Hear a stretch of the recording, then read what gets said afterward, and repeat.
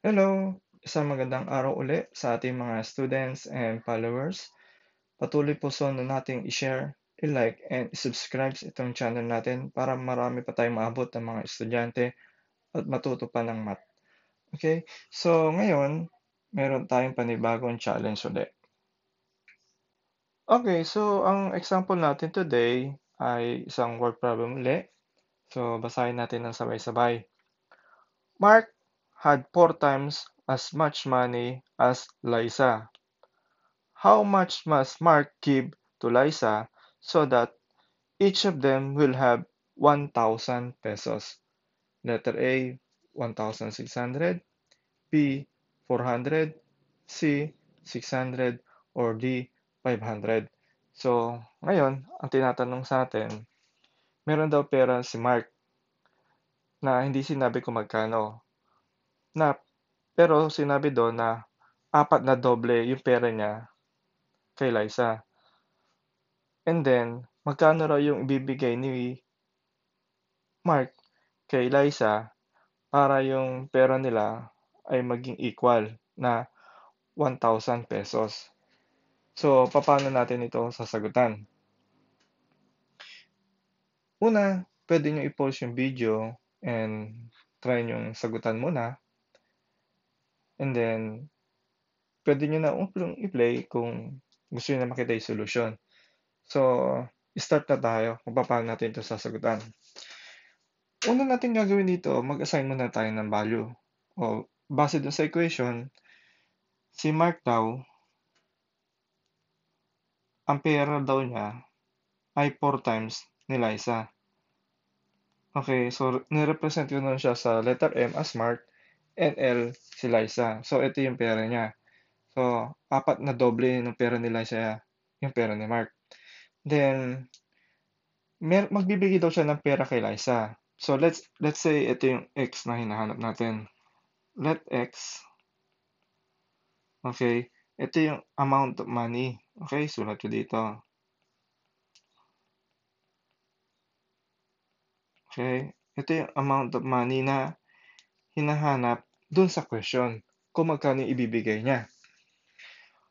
Kung ang sabi doon, si Mark daw, pag nagbigay ng amount of money or certain amount of money kay Liza, ang magiging pera niya ay 1,000. So, paano natin gagawin? Initially, ito yung pera ni Mark, M. Kasi wala naman sinabi kung magkano, di ba? So, kapag binawasan natin ang amount of money, which is X, ang magiging pera niya raw ay 1,000. Okay? So, tapos meron syempre, kung nagbigay siya, si Liza, makaka-receive siya ng amount of money rin. So, ito si Liza. So, kapag na-receive, ibig sabihin, plus, kasi nadagdagan yung pera mo. Okay? So, magkano magiging pera niya? So, 1,000 din. Okay. So, yan. Meron na tayong equation dito. Na-analyze din natin yung problem. So, ngayon ang tanong, paano natin kukumpitin yung x? Paano natin ito i-relate sa isa't isa? Ang una natin gagawin dyan, mag-assign muna tayo. Let's say itong m equals to 4l, ito yung equation number 1.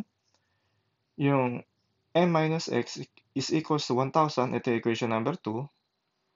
Then yung l plus x, ito yung equation number 3. Para hindi tayo mahirapan.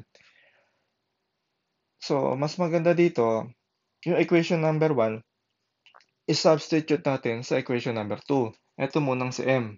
Okay, si m ay equivalent sa 4l, di ba? So, pag nire-write natin yung equation number 2, so ito ay magiging 4l minus x is equals to 1,000. Tama ba? Okay, malito ha. Yung 4l na to, ito yung m dun sa equation number 1. Okay? Sinubstitute ko lang yung value ng m, kaya siya naging 4l. Ngayon, meron pa tayong dalawang variable, which is 4l minus x is equals to 1,000. Paano natin tatanggal yung l? Kasi ang hinahanap natin yung x eh. So, meron tayo ditong equation number 3. L plus x is equals to 1,000. So, para makuha natin yung value ng L, si x ay ilipat natin dito. Okay, so ito ay magiging L is equals to 1,000 minus X. Tama ba? So ngayon, yung L na yan, isa-substitute natin dito sa current equation natin na 4L minus X is equals to 1,000. So gawin natin. So 4 times L. So yung L daw ay 1,000 minus X. Parenthesis. Then, copy natin yung value ulit nitong X. Ilipat lang natin dito. Minus X is equals to 1,000.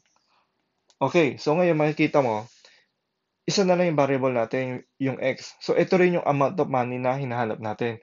So, ngayon, pwede na natin tong sagutan. So, distribute na natin to. So, 4 times 1,000 is 4,000. Then, 4 multiply X is minus 4X. Then, copyin lang natin minus X is equals to 1,000. Okay, so simplify na natin. 4,000 minus 4x minus x. So, ito ay same sign. So, magiging minus 5x is equals to 1,000. Okay? So, si 5, ilipat natin doon, yung minus 5x para maging positive siya. Then, itong si 1,000 ay ilipat din natin. So, magiging ganito na siya.